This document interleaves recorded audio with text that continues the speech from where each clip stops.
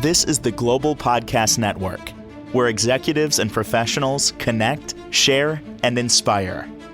Stay tuned for the conversations that drive success.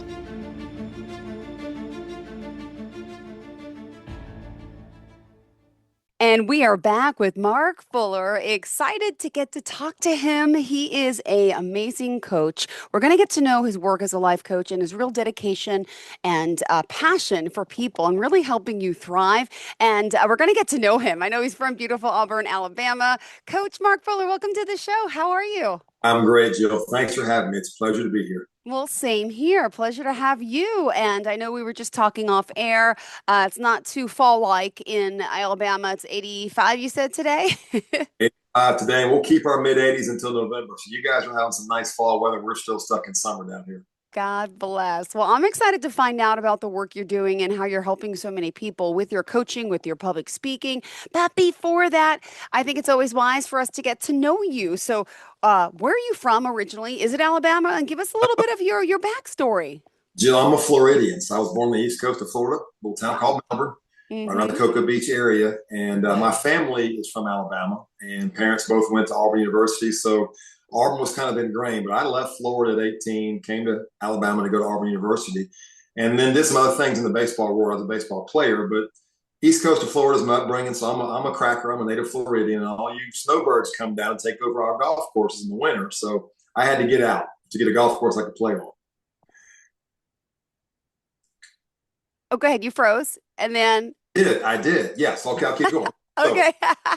I'm making sure I'm not getting in your way, but Nope, not at all. Go ahead.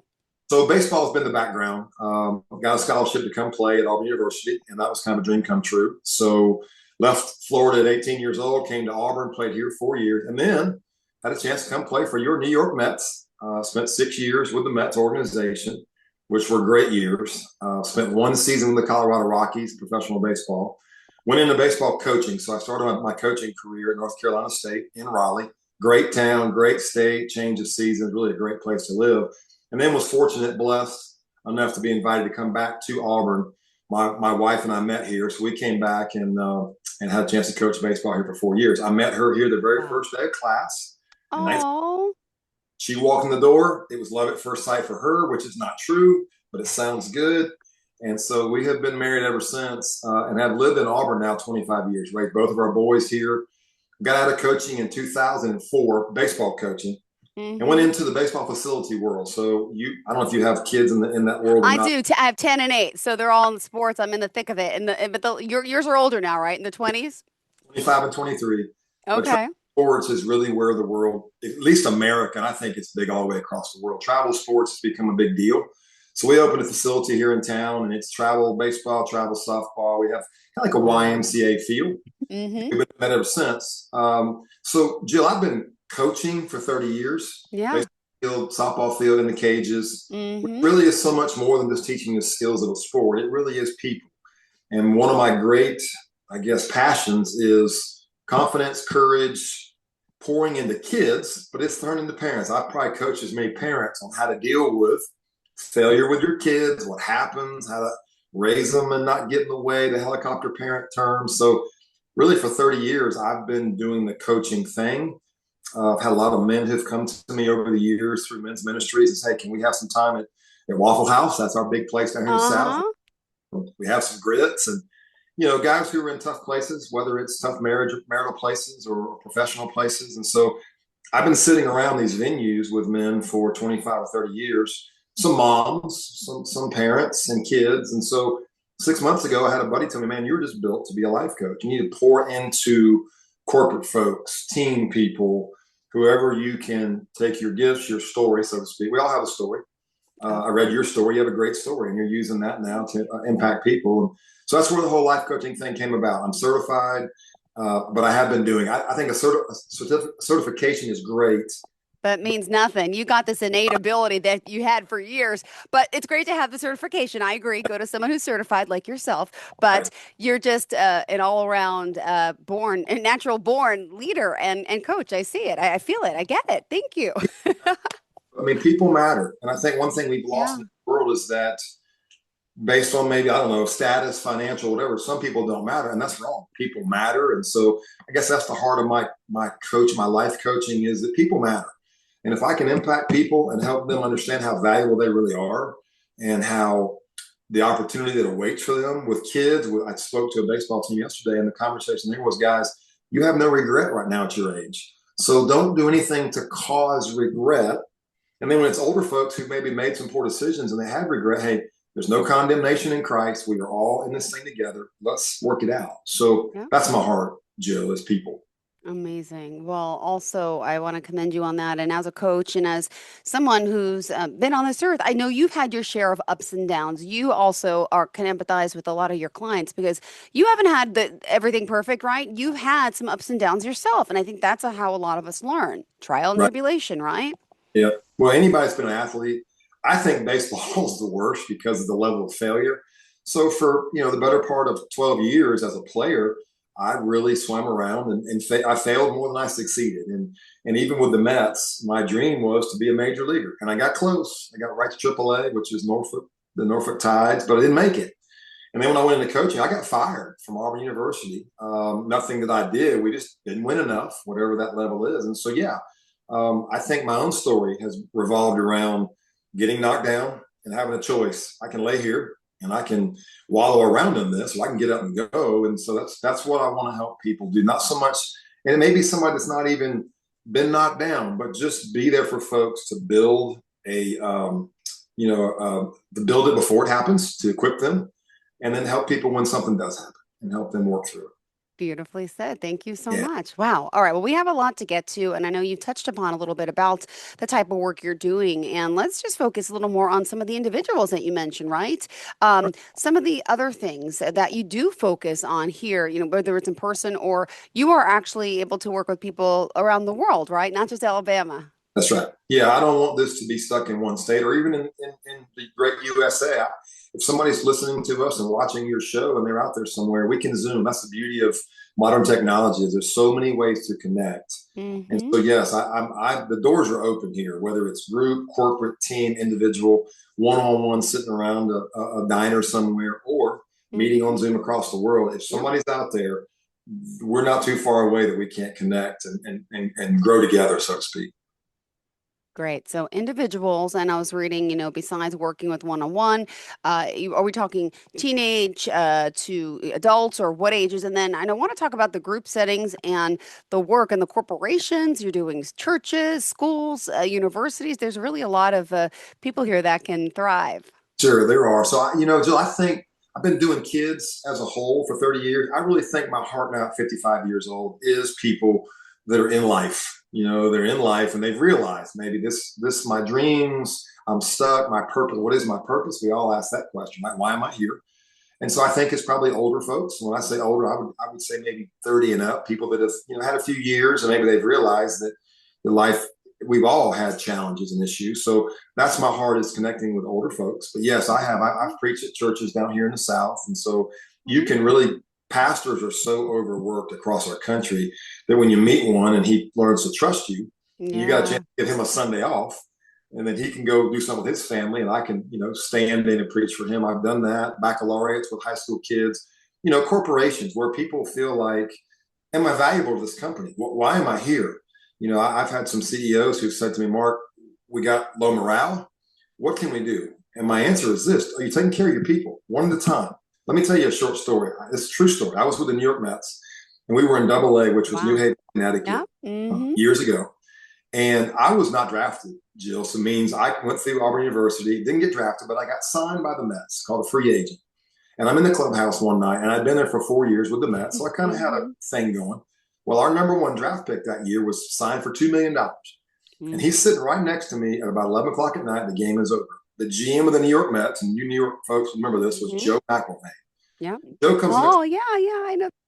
Joe was there to see his people, see his guys, and Joe walked right to me. Now, I'm a guy that he spent no money on. I'm a guy that's probably not going to make the New York Mets famous, but this guy next to me was going to. And Joe spent about 5 minutes with me as the CEO of the New York Mets, and that made an impact on my life. I was 22 years old. And the CEO spent 4 minutes with me. Mark, how are you? How's it going? He really genuinely cared. So I think that's where I've helped some folks who are running companies. Do you really care about your folks? And how do you show them that you care?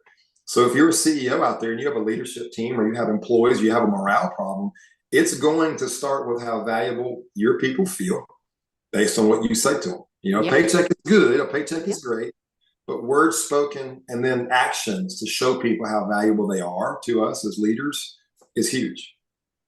Got it. Well, also, that's a great background. What a great story as well. And clearly, when it comes to those in athletics and sports, I mean, teams, leadership, and I'm dealing with it now. My son's in football, right? And he's in basketball, he's on lacrosse, baseball. And I'm learning as a parent, like the value of teamwork and about how, wins and losses. And it's really not about the win, even though we all want to win, but you got to learn to, go through the ups, go through the downs. And whether it's sports or in life, I mean, that's part of it.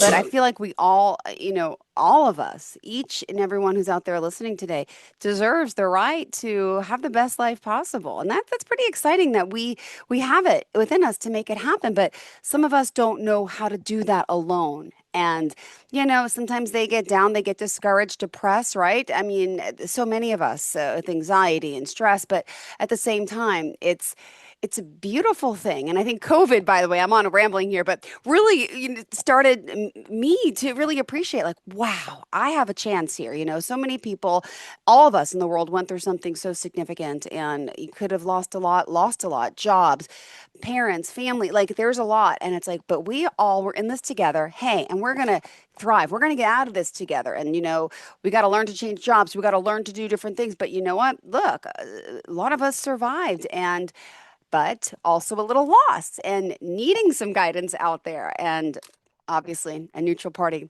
Don't go to family for this. Just my advice. But some people do. But really, it's just a beautiful thing. And if you're feeling down, depressed out there, someone today listening, I just hope this makes an impact on you. If you are listening to Coach Mark Fuller right now, because that's his passion. He's helping you. And really, any of you out there can succeed and live the life you want. You got to just work at it sometimes. And, wouldn't you rather live life by trying instead of not knowing? Absolutely. Got to find out. And so there's four, I guess I call them pillars, Jill. Yes. Okay. Have to be solid in a person's life. And number one is spiritual. Mm-hmm. You be connected. For me, I'm a Christian. So for me, it's my spiritual time as a Christian. And that's got to be healthy. Number two, I'm a personal trainer. So not only am I a baseball coach, but I'm also in the gym at 5 a.m. I'm training people. Wow. And you got to take care of yourself. I have this saying in my gym. There's two of them. One of them says, you got to take care of you so you can take care of them. And I know a lot of moms who run themselves ragged with their kids in school and lunch boxes, and you're doing it, and you forget about you. And it's not selfish. You got to take care of you so you can take care of us, whoever us is. Then number three, it's relationals. I mean, there's got to be time. I love my wife, and she's okay with me saying this. She's a workaholic, and she's got to be very careful not to just work. She's a real estate agent, not to just work her life away. She's got to have relational where she goes out with the girls one night and they have a glass of wine and they have time together and they laugh and they go play pickleball. And then the last one would be just the emotional part. I mean, what is it in your life that may be causing you to be depressed, anxious? Let's work. Let's set some goals. That's my goal for you. My clients I don't tell them what to do. They come to me, we talk, and I ask them, what do you want? Give me some goals. Which one of those four maybe are out of alignment? Well, I hadn't worked out in 3 years. Okay, well, let's start with some gentle walks and let's start with some biking in a gym where it's safe, that kind of thing. Let's find out which one of those four might be out of whack and let's see how we feel.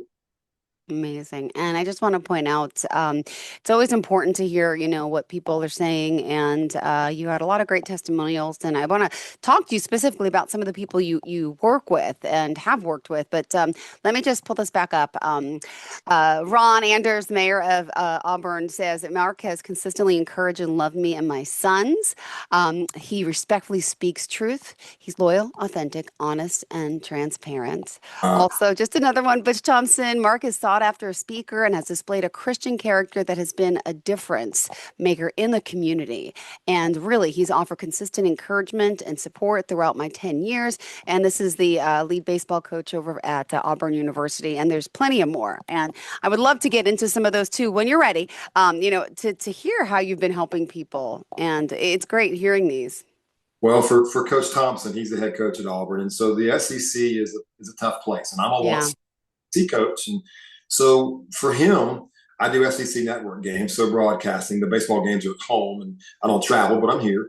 And so for him, it's just, hey, a text. When I know how it feels when they struggle, because as a coach, here's a great saying: when you're an SEC, any college coach who's making his living, has a family to feed, you're grateful when you don't lose, and you're grateful you didn't lose when you win. And that's kind of sad. Like, there's not a time you can really celebrate winning because it's on to the next game or the next day. And so for him, it's just more kind of a text encouragement. He's lost 3 or 4 games in a row. I know how that feels. So, hey, coach, hang in there, praying for you. You guys are going to be fine. Or maybe it's just drop by the office. I'm not here for anything. Like, most people come by the office and they want something. Just came by to say hello. Wish you the best, shake your hand. Ron's our mayor. The city of Auburn has exploded, and he took over 4 years ago, and he asked me to speak at his, when he started running, he had a little party around the pool. So, Mark, would you just speak on my behalf? And so for him, it's the stress of running this city, which has gone from a nice little quiet college town.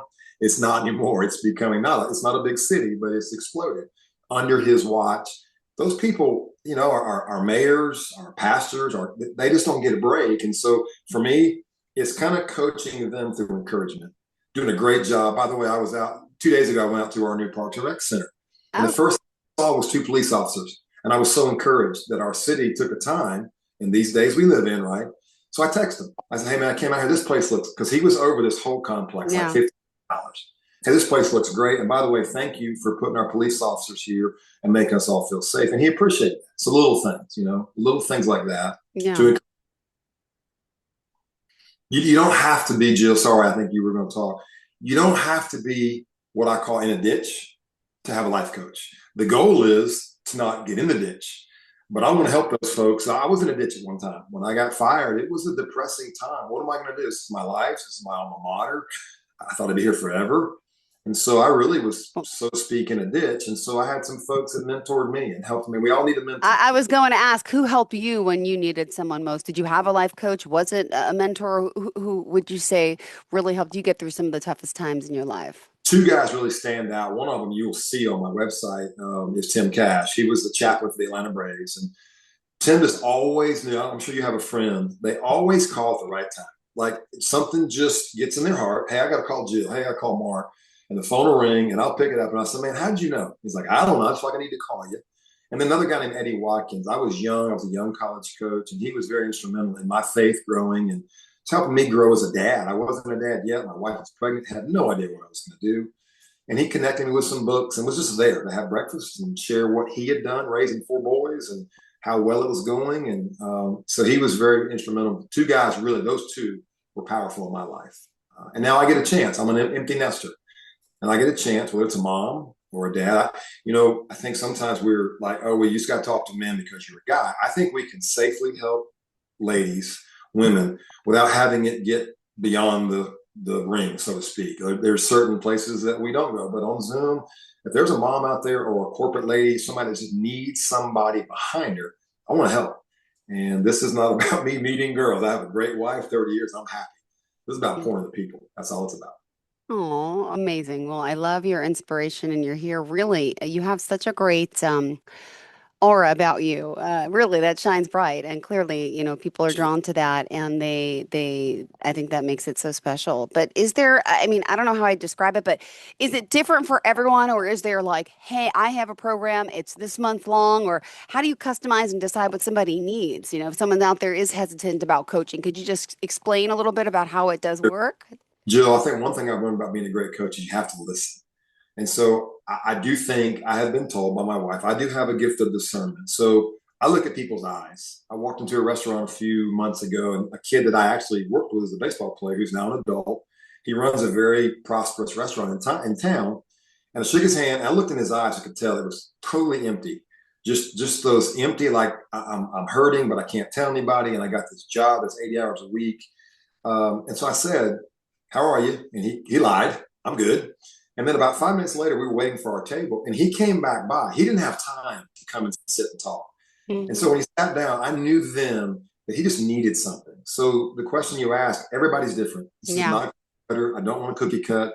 I want to hear your heart. I want to hear somebody tell me, Mark, here's where I am. Here's where I thought I'd be. Here's kind of my goals. I don't really know my purpose. And then we go to work. And really, for me, it's just questions. on, what do you want? What are you feeling? What are the goals? Let's shoot for this. Let's don't hold back. Let's go for it. Now I can't promise somebody a 98-mile-an-hour fastball and we'll be pitching for the New York Mets tomorrow, but I think we can help people where they're at thrive. That's the word, is thrive. So back to this kid. He's not a kid. He's an adult. Mm-hmm. He had breakfast at Waffle House. And Jill, within 2 minutes, he was tears running down his face. He just needed to talk. All I do is work. I don't work out. I have this nice house. I'm never home. I have this dog. I never go for a walk. He was in a place that so many people listening to you right now are at. It's just work, exhaustion, fatigue, and there's never a time to talk to anybody. We're prideful. We don't want to admit maybe I should talk, but we should. We're all in the same boat. There's nobody listening, including you and I, that doesn't walk through this struggle, whether it's ups and downs, anxiety, worry, fear. Nobody. Never happened. So that's where I think we all got to understand it's okay not to be okay. And let's look. I don't even call it help. Let's look for partnership, relationship. I mean, it's not like I'm some great expert who's going to help everybody. I want to, but I want to partner with you and have a relationship with somebody and see them thrive.